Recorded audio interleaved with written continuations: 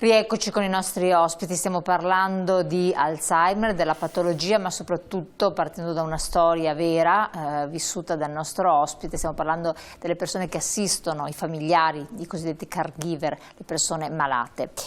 Abbiamo visto purtroppo, dottore, lei è neurologo, che non ci sono allo stato attuale delle cure efficaci, la ricerca qui è indietro. O forse non ci si è dedicati sufficientemente, non lo so, perché quando c'è urgenza il farmaco, la modalità si trova, qui forse le cose sono un po' ritardate, ma per prevenire questa patologia, più che per la patologia in sé per sé, questo decadimento, questo declino cognitivo, c'è qualche cosa? Allora, si può fare molto per prevenire il declino cognitivo, adattando, diciamo, il nostro stile di vita a uno stile di vita sano. Quello che sto dicendo non è nuovo, viene detto, diciamo, da chi si occupa di questi argomenti qui già da più di qualche anno, e cioè che è fondamentale, per esempio, l'alimentazione, è fondamentale, poi se è possibile potremmo anche approfondire questi aspetti qua. Quindi l'alimentazione, un'adeguata, diciamo, stimolazione cognitiva, no? Un'adeguata attività motoria, e poi soprattutto, diciamo, prevenire o ridurre l'uso di sostanze potenzialmente tossiche, tipo come per esempio l'alcol, e poi ancora prevenzione dei fattori cardiovascolari. Questi sono i punti fondamentali su cui si basa. E questo sono contento che mi abbia fatto questa domanda, perché proprio ieri sul Corriere della Sera veniva descritto un articolo fatto da cinesi, per cui non sono in grado di riferire i nomi, mi dispiace, ma comunque il lavoro è pubblicato sul British Medical Journal, quindi una rivista di assoluto prestigio, dove i colleghi hanno studiato una popolazione mi pare circa 10 o 20.000 persone, che li hanno seguiti per 10 anni, e hanno valutato qual era il loro stile di vita proprio in rapporto al tipo di alimentazione. Per esempio la dieta mediterranea, hanno valutato se seguivano una dieta mediterranea piuttosto che una dieta diversa, se facevano un'adeguata stimolazione cognitiva, uscendo praticamente da un'attività cognitiva automatica, ma impegnandosi per esempio in letture diverse, in aspetti, diciamo, tipo ludico, come può essere la musica, come può essere andare a un museo, l'arte, eccetera. Quindi tutti quegli stimoli, diciamo, che attivano i processi cognitivi con un'adeguata attività fisica, che non dobbiamo pensare da maratoneti, ma semplicemente delle buone camminate, che si chiama in termini tecnici un'attività aerobica, no? Che aiuta a migliorare la circolazione cerebrale, ma l'attività motoria stessa fa aumentare i prodotti trofici a livello del cervello. Quindi quello che questi autori hanno adesso dimostrato attraverso questo studio è stato dimostrato quello che da alcuni anni già si diceva, e che sono particolarmente contento che questi presupposti, che qualcuno magari non li condivideva, in realtà hanno dimostrato che possono prevenire il decadimento, il declino cognitivo in genere, e nella fattispecie dell'Alzheimer, per esempio, ritardare l'insorgenza. La malattia si manifesta ora o si manifesta fra 5 anni, non è la stessa cosa. Assolutamente. Ci sono degli alimenti in modo particolare che sono più efficaci di altri?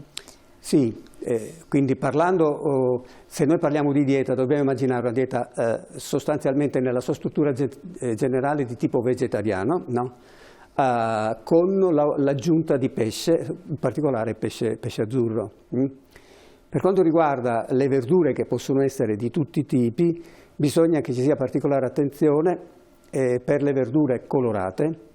Quindi immaginate dal cavolo rosso al peperone e quant'altri, perché le verdure colorate sono ricche soprattutto di antiossidanti, perché una delle azioni della dieta vegetariana è di non portare nuova ossidazione nel cervello, ma di aiutare a eliminare l'ossidazione che c'è. A differenza di una dieta grassa, per esempio fatta di carne, eccetera, è una dieta che porta ossidazione, quindi che porta invecchiamento nel cervello. Mentre la dieta vegetariana e pescetariana, se si può dire così, è una dieta invece che riduce l'ossidazione cerebrale. e quindi protegge il cervello dagli insulti che possono determinare l'invecchiamento eccessivo del cervello e quindi puoi far partire quei processi che portano poi al deposito della beta-amiloide e a quant'altro. Certo. L'ipoacusia progressiva, molto frequente, sappiamo che colpisce tantissime. È uno dei fattori di rischio che è molto correlato alla demenza, l'ipoacusia, ma questo deve far fare una riflessione, perché se lo prendiamo così, allora io non ci sento bene, cioè ci sentiamo tutti, oddio ci verrà a tutti quanti la demenza, non è così. Uno dei fattori per cui l'ipoacusia può favorire il processo dementigeno è quando non viene riconosciuta e l'anziano, per esempio, non sentendo, si isola sempre di più e quindi riduce l'esposizione ai fattori che possono stimolare il cervello, no? Questa è una. Ed è quella che pesa poi di più, tenendo conto che se uno ha un'ipoacusia vuol dire che c'è comunque una fragilità a livello del sistema nervoso e quindi indica di per sé che c'è una fragilità, ma se questa viene, diciamo, corretta, no?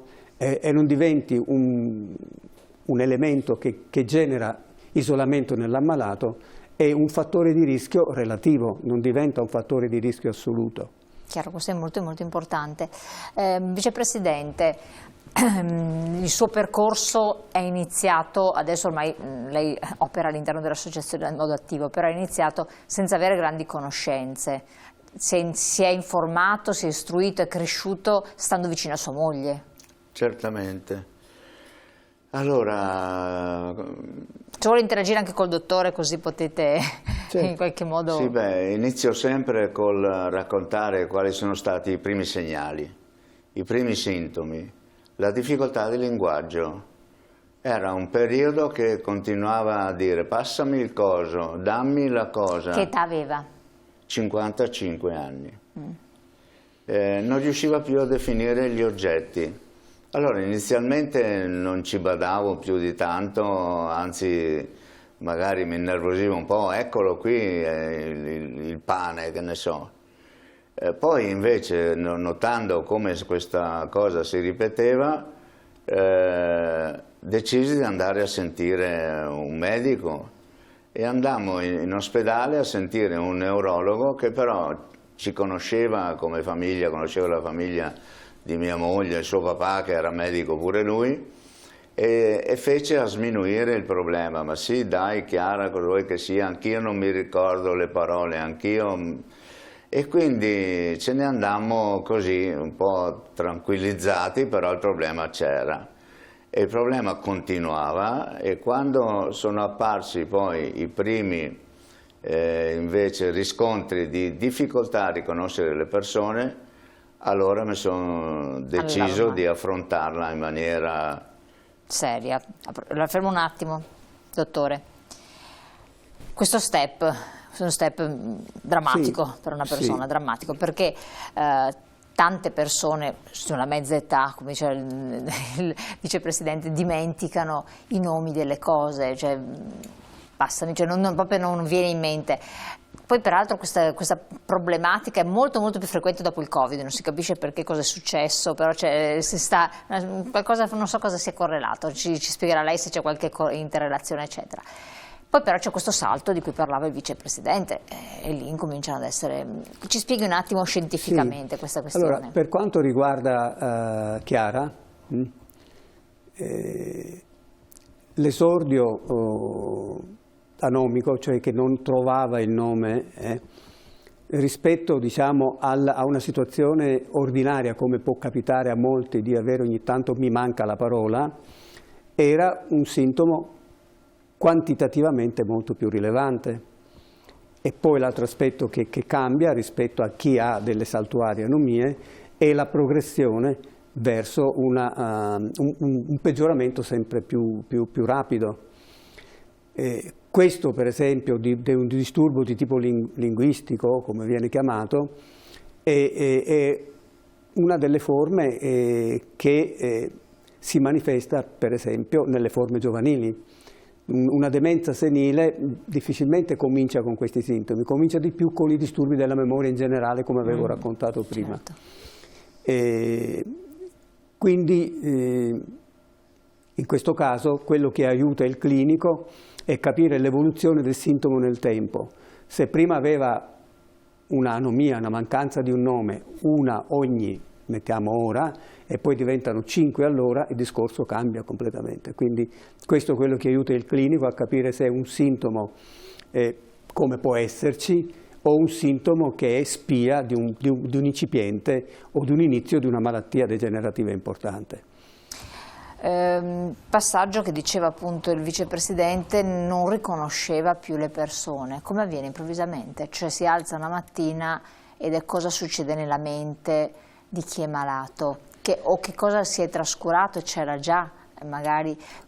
Siccome il processo degenerativo è un processo che tende a diffondersi nel cervello, e man mano le aree cerebrali che vengono interessate dal processo patologico, lì cominciano a esserci deficit di funzione.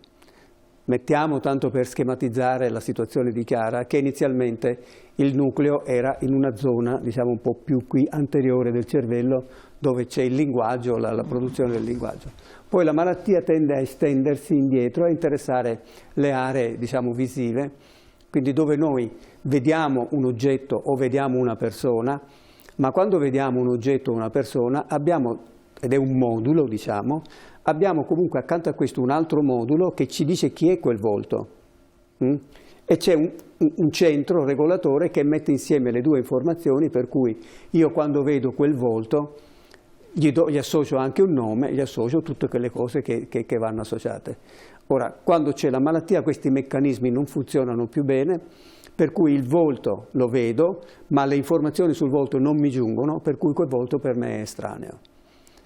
Ecco, quindi, e questo per esempio è importante, che io dico sempre ai familiari, ancora all'inizio della malattia, imparate sempre a dire chi siete quando andate. Non fate mai la domanda, ciao papà, chi sono io? Perché potete mettere in crisi questo sistema e mandare l'ammalato in frustrazione o in agitazione, perché magari vede il volto ma non sa riconoscere il figlio, e si creano tutta una serie di sindromi particolari, che non è il momento questo qui di approfondire, ma io dico sempre, voi quando andate a casa dovete dire ciao papà, sono tuo figlio Alessandro e sono venuto a trovarti qui a casa tua, no? Quindi dobbiamo già fornire attraverso un suggerimento elegante fatto al malato quelle informazioni per favorire quei meccanismi di riconoscimento. Se io invece dico chi sono, posso mettere ancora più in crisi questo meccanismo che mi rimane bloccato. E quindi l'ammalato dice sì, ma tu sei uguale a mio figlio ma non sei mio figlio. E si chiama sindrome del sosia questo, cioè che determina tutta una serie di problemi gravissimi nella gestione. Chiaro. E allora che cosa è successo a questo punto? No, e quindi inizialmente, dopo la difficoltà di linguaggio, ci fu questi riscontri sul riconoscere le persone che meno frequentemente però vedevo mia moglie, tipo ex alunni che si incontrava occasionalmente per strada,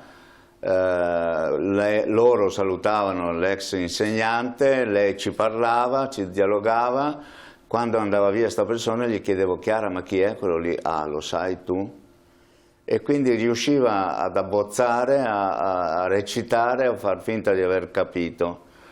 Questo è stato l'inizio, poi più avanti progredendo la malattia è arrivato dopo un po' di tempo a non riconoscere neanche più i propri familiari, alla fine neanche noi, né io né i miei figli, insomma. Ma in ogni caso, insomma, qualcosa di ricordo rimane sempre fino alla fine, se resti vicino all'ammalato, assolutamente. Poi, sempre come altri sintomi nella fase iniziale, parliamo sempre della malattia, ci fu quello lei aveva insegnato matematica alle medie, si rese conto che non era più capace di fare i calcoli, faceva la denuncia dei redditi nostra e di suo papà. Senza nessun problema. A un certo momento disse basta, non ce la faccio più. Poi ricordo come momento molto brutto quando si rese conto di non essere più capace di fare la propria firma. Ricordo, l'ho conservato ancora, un foglio dove c'erano tutti i suoi tentativi di firma ripetuti per cercare di farla corretta.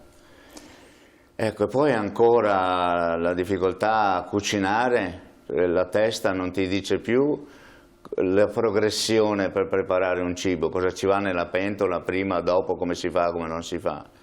Quindi a un certo momento abbiamo dovuto, io non sapevo cucinare, non lo so tuttora, abbiamo dovuto chiedere aiuto a una persona che venisse a fare questo lavoro a casa.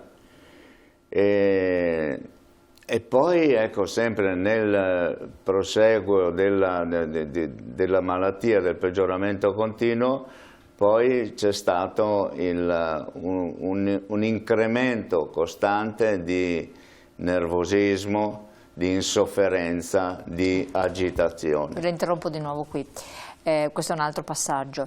Capacità manuali, il discorso della firma, far da mangiare, magari anche gesti quotidiani per se stessi, insomma una conseguenzialità logica che logiche non diventano più. Allora, sono meccanismi molto complessi, nel senso che quello che noi vediamo nel malato è una progressiva perdita delle varie funzioni cognitive. Faccio un esempio di 4 elementi fondamentali delle funzioni cognitive, tanto per far capire, insomma, ecco. Quindi abbiamo una prima funzione cognitiva che si perde nel tempo, e la memoria, come abbiamo detto, per i fatti recenti, in quanto non si registra più. E questa si chiama amnesia, no? Quindi alla privativa amnesia. Certo. E nell'evoluzione classica poi cominciano i disturbi del linguaggio, no? Quindi il linguaggio si chiama afasia, la mancanza di linguaggio diventa afasia, quindi è la seconda A. Dobbiamo pensare 4A, in maniera mnemonica per ricordarci le cose. Poi c'è l'altro gruppo di sintomi estremamente importante che noi chiamiamo prassie. Noi quando camminiamo, per esempio, quando ci vestiamo o quando cuciniamo, compiamo tutta una serie di gesti finalizzati. Cioè il nostro cervello, quando noi camminiamo o indossiamo un indumento, prepara un progetto motorio su come io devo indossare. E se mi devo vestire, mi dice cosa devo indossare prima e cosa devo indossare dopo. Questa capacità del cervello di produrre questo progetto motorio di cose da fare viene perduto, per cui si parla di aprassia, mancanza di questo, quindi che porta l'ammalato a essere, pur muovendosi, incapace di vestirsi correttamente, pur muovendosi incapace di fare una sequenza logica come preparare da mangiare e via discorrendo, no? E poi quello che avevo detto prima, la capacità per esempio di riconoscere gli oggetti o le persone, che si chiama agnosia, la mancanza diventa agnosia. Quindi noi possiamo dire che ci sono le 4 A fondamentali privative per quanto riguarda la memoria, riguarda il linguaggio, la capacità di compiere un gesto finalizzato e la capacità di riconoscere gli oggetti e il loro uso e le persone e il loro significato. Perfetto, lo interrompo un attimo, abbiamo una pubblicità, continuiamo in questo perché il vicepresidente ha toccato un altro aspetto, intolleranza, nervosismo, e qui vorrei anche capire come può reagire la persona che ci sta vicino. E allucinazioni. E allucinazioni, quindi siamo in una fase di grande delicatezza della situazione, sia per chi la vive naturalmente e per chi anche ci sta vicino. Pubblicità, pochi secondi, torniamo insieme.